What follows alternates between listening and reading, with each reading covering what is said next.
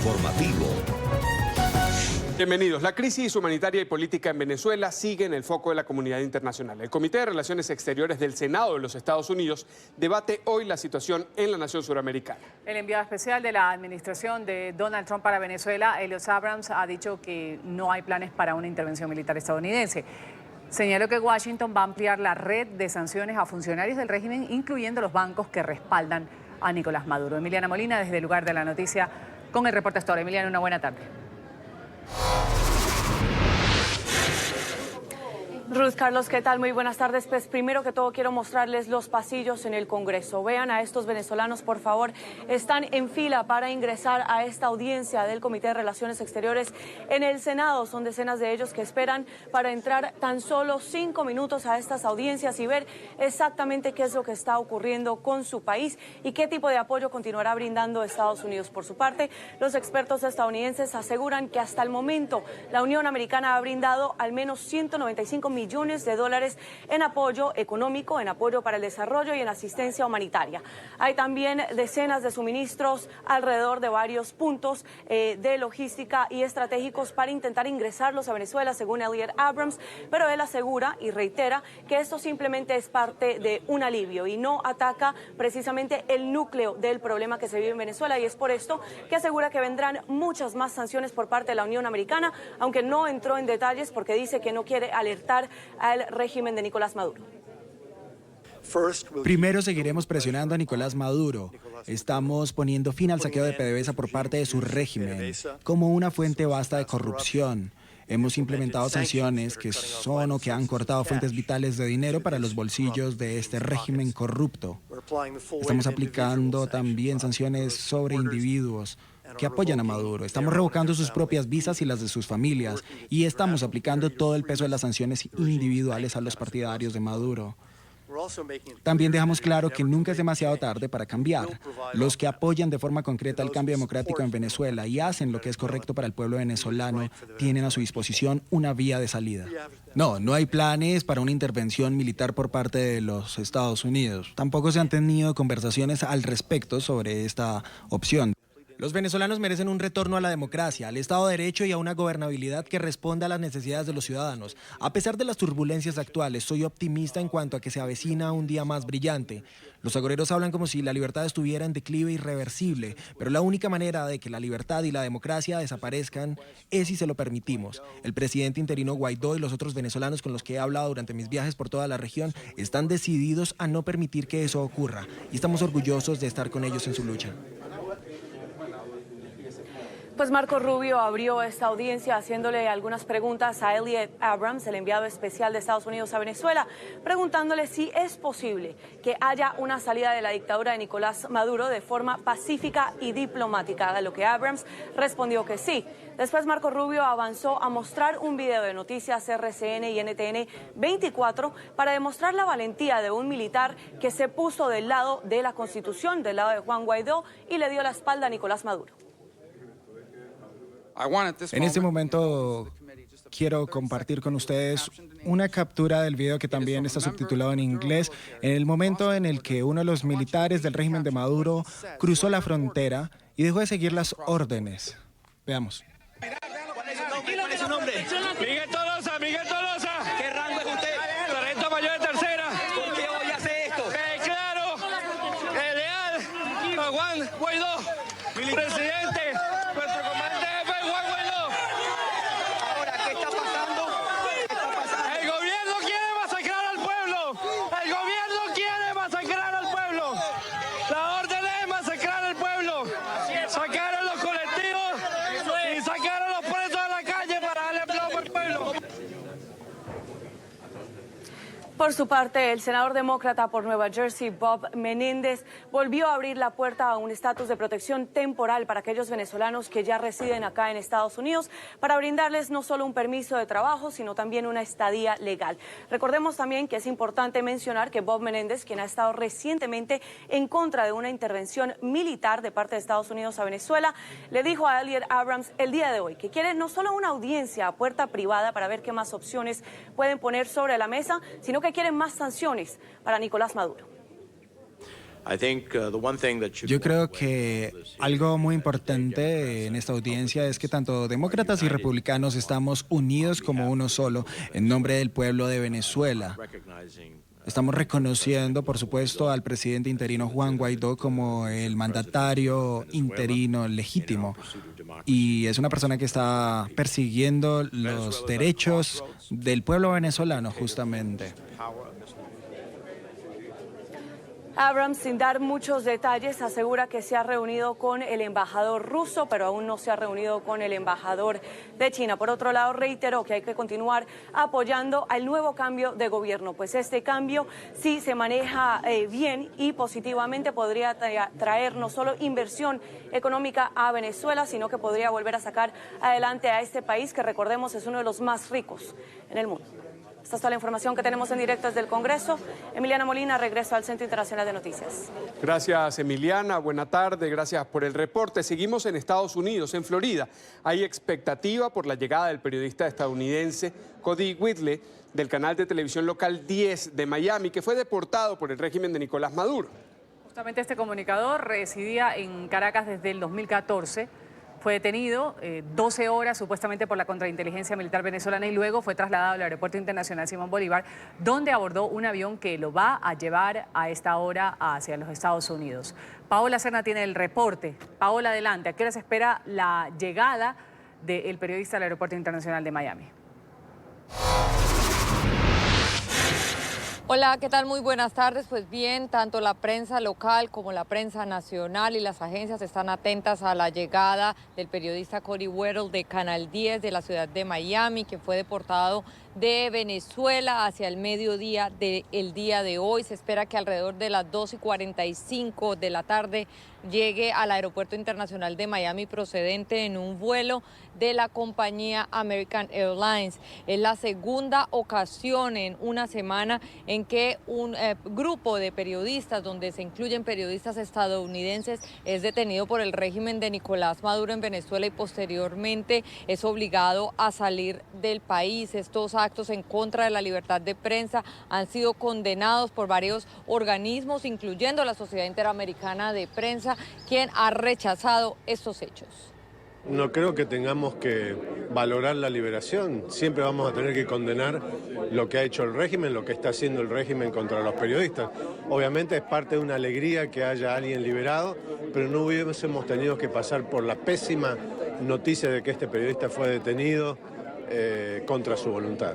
Bueno, nos demuestra realmente que estamos viviendo ante el autoritarismo del gobierno de Nicolás Maduro, que sigue siendo alérgico a las críticas o a la opinión y que es una dictadura, que lo único que está interesado es en opacar a la prensa, que es una de las instituciones que todavía en Venezuela y a nivel internacional tiene credibilidad para seguir denunciando lo que está ocurriendo en el régimen. El Departamento de Estado, por su parte, ha manifestado una gran preocupación frente a estas detenciones arbitrarias que han sufrido periodistas estadounidenses que terminan siendo deportados desde Venezuela a territorio norteamericano.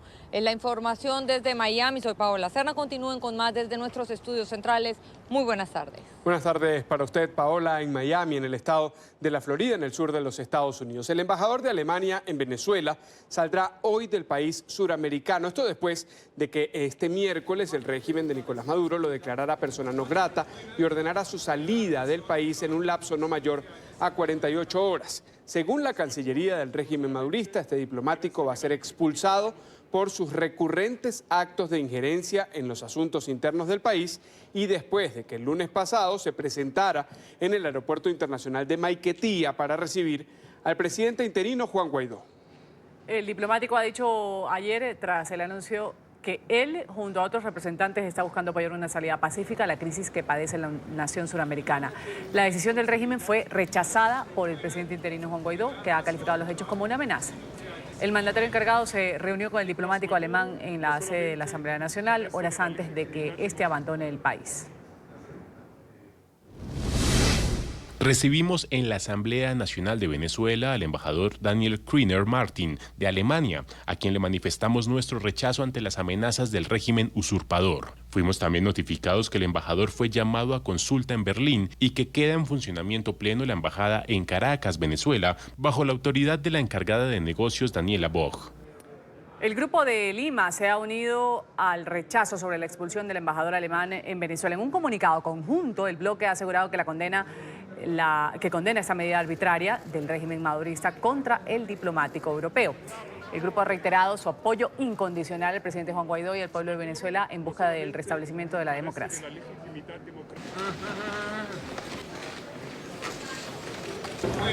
Por su parte, Berlín ha calificado de incomprensible la expulsión de su embajador en Venezuela. El ministro de Relaciones Exteriores alemán, Heiko Maas, aseguró que la decisión podría agravar la situación dentro del país. Maas señaló que Alemania va a continuar apoyando a Juan Guaidó como presidente interino. Con respecto a la decisión del gobierno venezolano, o más bien del régimen de Maduro en Caracas, de expulsar al embajador Kriner como persona non grata, para nosotros esta resulta una decisión totalmente incomprensible e inaceptable. Es por eso que hemos llamado al señor Kriner de regreso a Alemania. Él llegará a Alemania el sábado y discutiremos la situación de nuevo con él. Esto de ninguna manera significa que vayamos a reconsiderar nuestro apoyo por Juan Guaidó como presidente interino con el trabajo de organizar elecciones libres, democráticas y justas. Este apoyo es irrevocable y se mantendrá de esa manera. Creo que la presencia de varios embajadores contribuyó a evitar el arresto de Guaidó. Un día después, yo llamé al embajador Kriner y personalmente le di las gracias. Nuestro objetivo es contribuir a una solución pacífica y que la ayuda humanitaria que el pueblo venezolano necesita finalmente pueda llegar a él. Y que haya un proceso democrático con elecciones donde los ciudadanos de Venezuela puedan decidir por ellos mismos, pero por favor de manera libre y justa, quién sea su próximo presidente. Y desde la Unión Europea han rechazado también las declaraciones de la alta comisionada para los derechos humanos de la ONU, Michelle Bachelet, sobre la crisis en Venezuela, en las que ha afirmado que las sanciones impuestas al régimen van a empeorar la situación. La eurodiputada Beatriz Becerra dijo que Bachelet debería abandonar el cargo. Alemania, como la mayoría de los países de la Unión Europea, ha reconocido a Juan Guaidó como el presidente encargado del país. A Maduro solo nos dirigimos para exigirle que cese la usurpación. También aproveché para pedir a Michelle Bachelet que si no está en condiciones de cumplir con el mandato de la ONU de defender los derechos humanos, que lo deje y se vaya a su casa. En las próximas horas se va a conocer la sentencia del ex jefe de campaña electoral del presidente Donald Trump, Paul Manafort. El ex asesor político fue hallado culpable por un jurado de 8 delitos de fraude fiscal y bancario. Los cargos se derivaron de la investigación del abogado especial Robert Mueller sobre la interferencia rusa en las elecciones presidenciales de 2016. Los fiscales estiman que Manafort, de 69 años, podría enfrentar una pena de entre 19 y 25 años de prisión, así como millones de dólares en multas y restitución por los crímenes en los que está involucrado.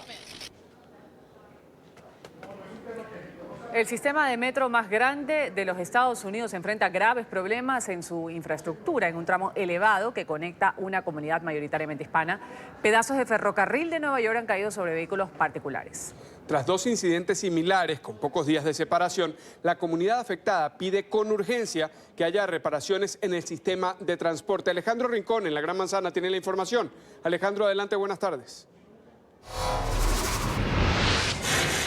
Hola, buenas tardes. Los residentes de este sector del condado de Queens, en su mayoría latinos, aseguran con cada vez más frecuencia que el sistema de metro está cayéndose a pedazos. Una afirmación que no resulta nada lejana de la realidad a la luz de 2 recientes incidentes que tuvieron lugar en el punto donde nos encontramos ahora.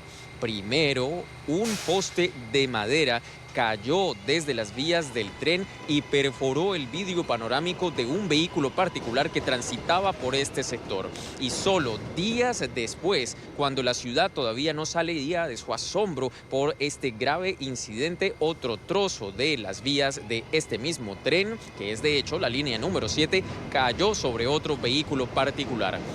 Ninguno de estos 2 incidentes dejó lesionados, pero eso sí, un gran susto y por supuesto una grave preocupación por la falta de inversión en mantenimiento para esta importante infraestructura de transporte público, que de hecho es una conexión esencial de los latinos con el resto de la ciudad de Nueva York.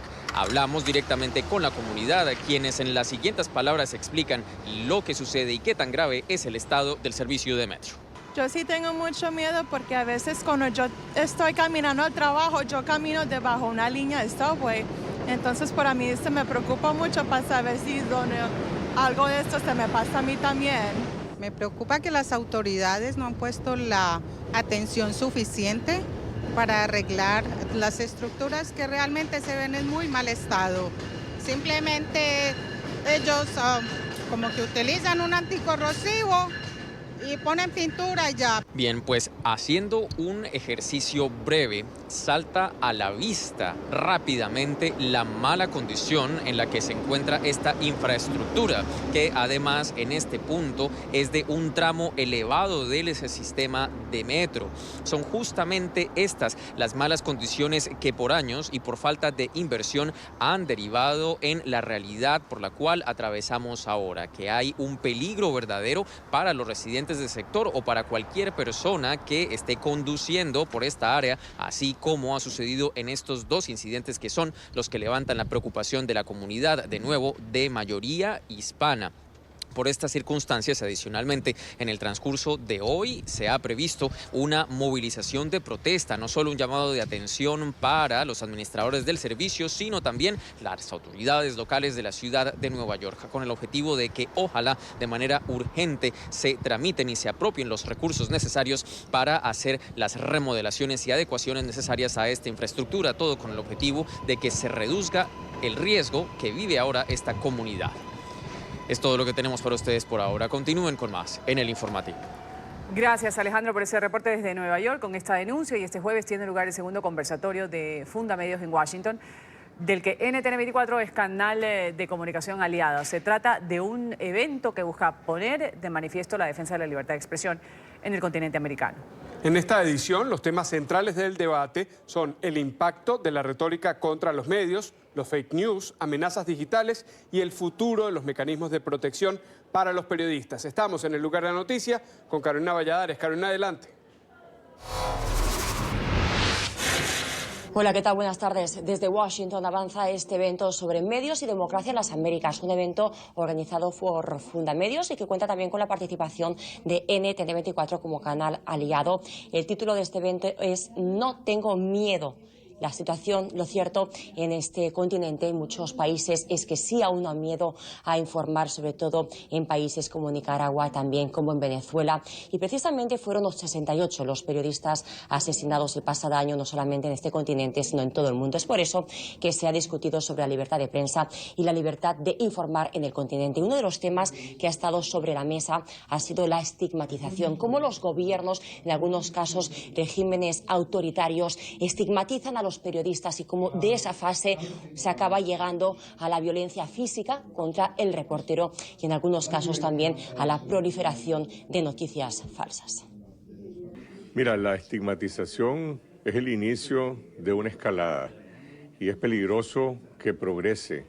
Por lo tanto, debe ser frenado desde el primer momento y los periodistas tenemos que responder haciendo nuestro trabajo profesional, preservando nuestra credibilidad y no aceptando nunca la autocensura.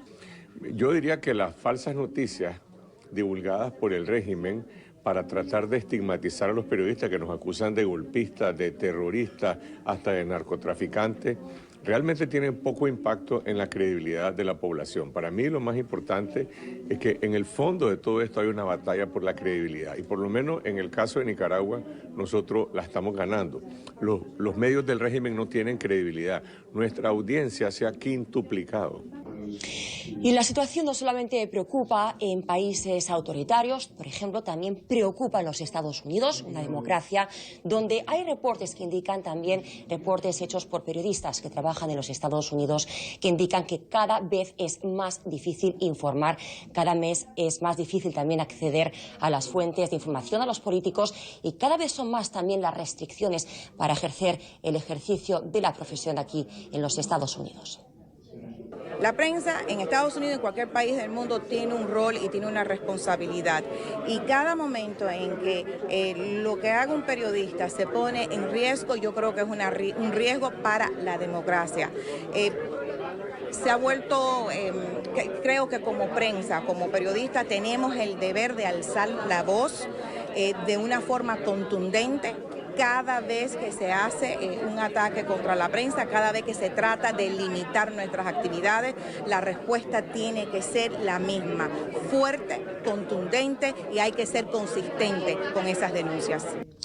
La libertad de prensa, por lo tanto, también está en riesgo en gobiernos democráticos, pero una cosa en la que coinciden todos los panelistas es dar la voz de alerta en cuanto se produzcan esos primeros abusos contra el derecho a informar. Este es el reporte desde Washington, Carolina Valladares para NTN 24. Carolina, gracias por ese reporte. En Caracas condenan la expulsión del reportero estadounidense Cody Whitley.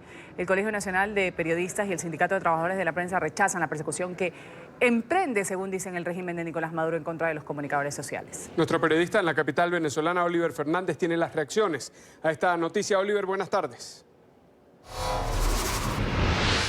Hola, buenas tardes. Así es. En Venezuela se han generado diferentes reacciones. La detención y posterior expulsión del periodista norteamericano presuntamente obedece a la publicación de un trabajo periodístico en el que evidencia la ineficiencia de la llamada revolución bolivariana. Sobre la base del esfuerzo que estaba haciendo, porque él venía de hacer cobertura en la frontera, y entonces estamos hablando de una retaliación o de una persecución, y que por otra parte no tiene ningún sustento jurídico. Un proceso de extradición. En todos estos procesos de extradición que se han dado con los periodistas no se han cumplido los extremos legales. Según la organización Espacio Público, un total de 49 trabajadores de la prensa, entre ellos 38 periodistas, han sido detenidos en lo que va de año. El gobierno ha acentuado su política de silenciar a quienes dicen la verdad. Nosotros hemos visto que existe un correlato entre el aumento de los casos y el deterioro de la institucionalidad venezolana. Claramente Venezuela no es una democracia. Este es un gobierno que tiene una intolerancia a la crítica, ¿no? De la misma manera que tiene una intolerancia, o alguien puede ser intolerante al azúcar o a la lactosa.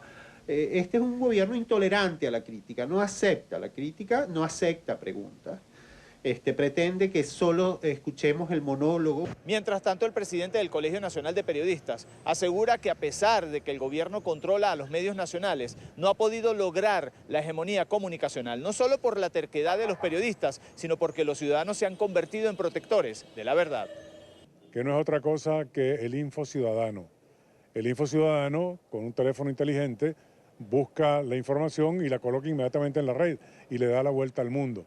Por esa razón es que están también tratando de intervenir las páginas web, las redes, y están tratando también de intervenir y de afectar el sistema de Internet, que ha bajado su frecuencia y su calidad en estos últimos tiempos. Abogados y representantes del Sindicato Nacional de Trabajadores de la Prensa denunciaron que todas estas detenciones son ilegales y no se encuentran enmarcadas en ningún ordenamiento jurídico. Todo esto es violatorio al debido proceso y sería un caso más de violaciones graves a los derechos humanos de Cody y de todas las personas que son detenidas en esas condiciones. No se descarta que en los próximos días los periodistas venezolanos tomen las calles, esta vez junto al presidente interino de Venezuela, Juan Guaidó, para rechazar todas estas detenciones. Es la información que manejamos desde Caracas. Continúen con más en nuestro Centro Internacional de Noticias.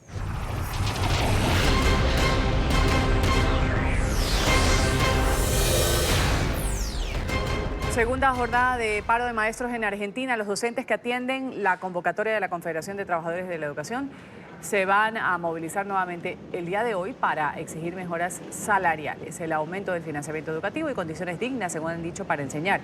La medida, que se va a extender hasta el próximo viernes, afecta a 17 distritos y más de 5 millones de estudiantes. El primer ministro de Canadá se defiende. Justin Trudeau dijo que cometió errores, aunque aseguró que no incurrió en acciones ilegales en el caso de corrupción del que se le acusa. El premier está siendo señalado de haber presionado a la ex ministra de Justicia para intentar que la constructora SNC Lavalny se liberara de un juicio criminal. El incidente ha ocasionado la renuncia de 2 ministros de la administración e incluso del asesor más cercano a Trudeau. Sé que han estado esperando noticias mías directamente sobre el asunto de Essence y Lovely. He tomado a tiempo el testimonio para darme cuenta qué ha sucedido en los últimos meses y para saber los próximos pasos que deben ser tomados. Creo que al mirar hacia atrás en las últimas semanas hay muchas lecciones que aprender y muchas cosas que quizás nos gustaría haber hecho de manera diferente, y eso es ciertamente parte de la reflexión que necesitamos para seguir adelante. México está a un paso de aprobar la ley para la creación de la Guardia Nacional. La Cámara de Diputados va a realizar hoy la declaratoria de constitucionalidad de la reforma que da vía libre a la seguridad pública militarizada en el país. Este acto es el paso previo a lo que la normativa sea discutida en el Congreso, también promulgada por el Ejecutivo Federal. La declaratoria ocurre luego de que 17 congresos estatales aprobara la reforma propuesta por el presidente Andrés Manuel López Obrador. 24 horas de anticipación, el gobierno estadounidense ha conmemorado el Día Internacional de la Mujer. Lo ha hecho con el reconocimiento a 10 mujeres de diversas partes del mundo que han mostrado un coraje excepcional, liderazgo abogando por la paz, también la justicia, los derechos humanos y la igualdad de género. El evento contó con la presencia de la primera dama Melania Trump. Dentro de la lista de las mujeres a las que se les ha entregado ese reconocimiento está Flor de María Vega Zapata, fiscal peruana, que es coordinadora nacional de las fiscalías especializadas en materia ambiental.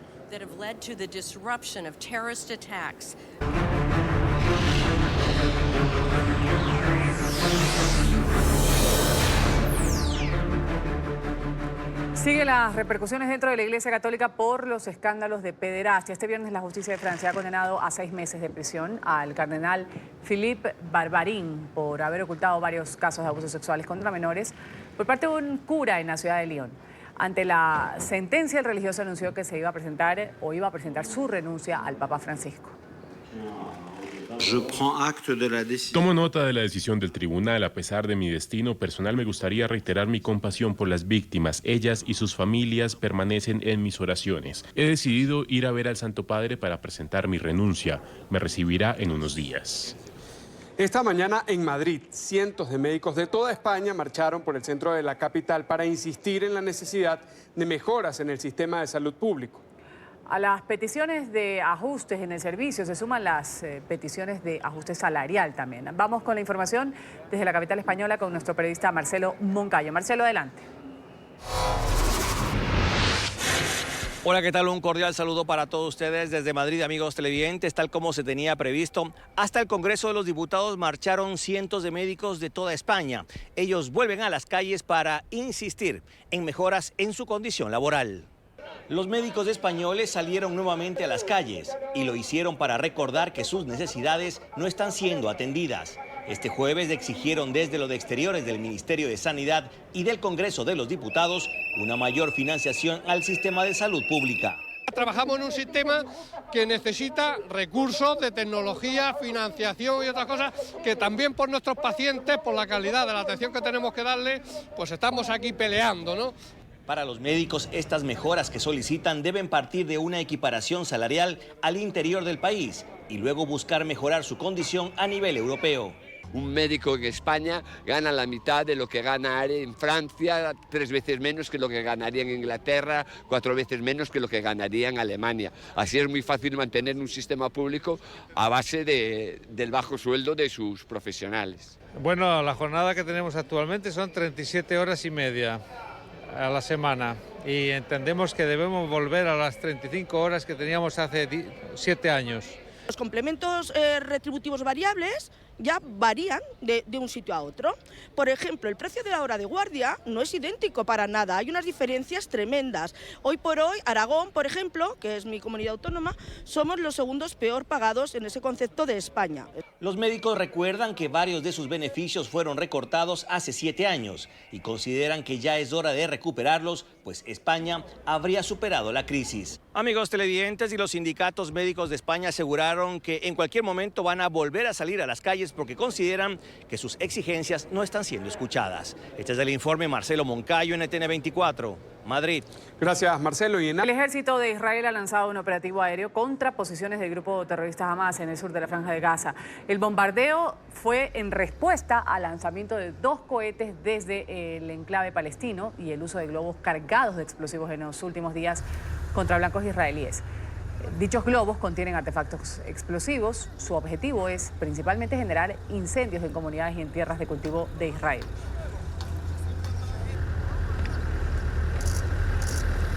Una desaparición que sigue siendo un total misterio. Mañana se cumplen 5 años desde que el vuelo de la aerolínea Malaysia Airlines MH370 se desvaneció sin dejar rastro alguno. Aquel 8 de marzo de 2014 se reportó que el vuelo que salió de Kuala Lumpur con dirección a Beijing jamás llegó a su destino. Desde entonces se desconoce el paradero tanto de los restos de la aeronave como de los 239 pasajeros que iban a bordo. La falta de respuesta sigue teniendo efectos en los familiares. Por ejemplo, esta pareja de granjeros chinos perdió a su hijo Yalin en el incidente. La mujer sufrió de una depresión severa, mientras que el padre mantiene la esperanza de encontrar a su primogénito con vida. Todos los sábados en la noche marca el número del teléfono de Yalin con la fe de encontrar a alguien al otro lado de la línea. Durante 5 años, la llamada siempre cae a un buzón de mensaje.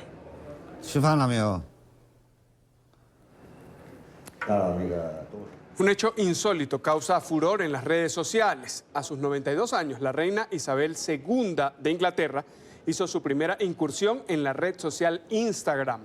Lo hizo a través de la cuenta oficial de la familia real británica.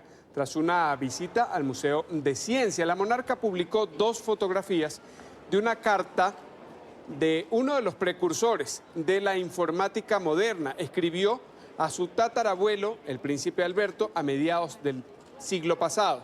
Me parece adecuado que publique mi primer post en el Instagram, en el Museo de Ciencia, que durante tanto tiempo ha abanderado la innovación, la tecnología y la inspiración para la próxima generación de inventores. Eso fue lo que escribió la monarca, que firmó el mensaje como Elizabeth R. La publicación cuenta ya con más de 87.000 me gustas. Gracias a todos por su sintonía con NTN24, el canal de las Américas. Los invitamos a seguir informados, @NTN24 en Twitter y NTN24.com. Feliz tarde.